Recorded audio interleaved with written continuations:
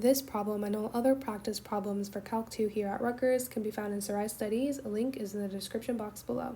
DCT, or the direct comparison test, is one of the many tests that we can use to figure out if a series converges or not. DCT works with positive series only, or series that will eventually be positive, and in the future you will come across negative series, but you will learn how to find the corresponding positive series for those negative series, so you'll be able to use DCT on the corresponding positive series to find if the series converges or not, but that's a future thing. Right now, we're working with positive series only. What I'm going to do is write down the rules and then give some intuition behind them.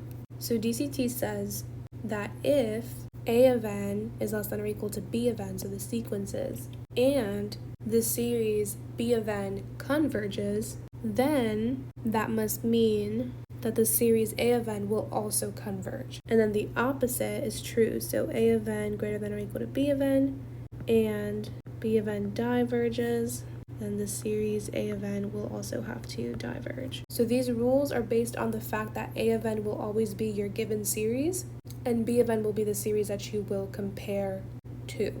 So the series that you will come up with. So if you think that I memorized these, then you're very funny. I do not memorize these. Instead, I visualize the following scenario for this first rule.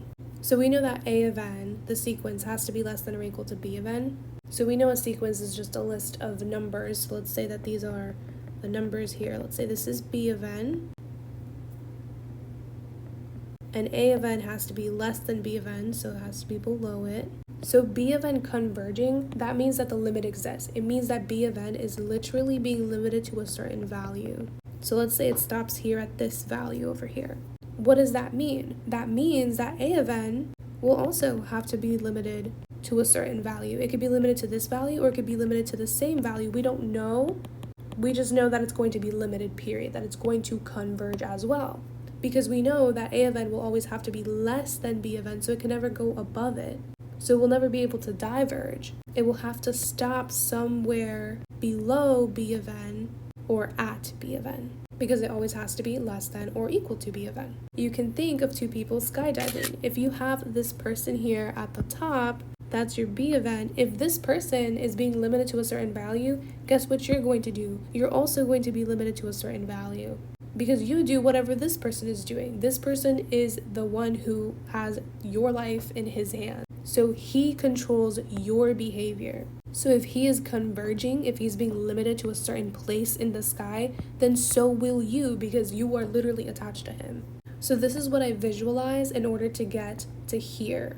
And then from here, I just take the opposite to come up with the second rule. But I will explain it to you in the same way that I explained this one as well. This time, B of n is less than A of n, so A of n is greater. And we have that B of n diverges. B of n diverging means that it's going to go on to infinity, that it's never going to be limited to a certain value, it's never going to stop, so it's going to keep on going forever. What does that mean?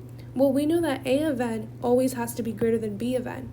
So if B of n goes on forever, then A of n will have to be greater than forever, meaning it also has to be diverging, because it can never go below B of n, because it always has to be greater than B of n. So if B of n is always going to keep on getting greater and greater and greater, then so will A of n have to be greater and greater, greater and greater.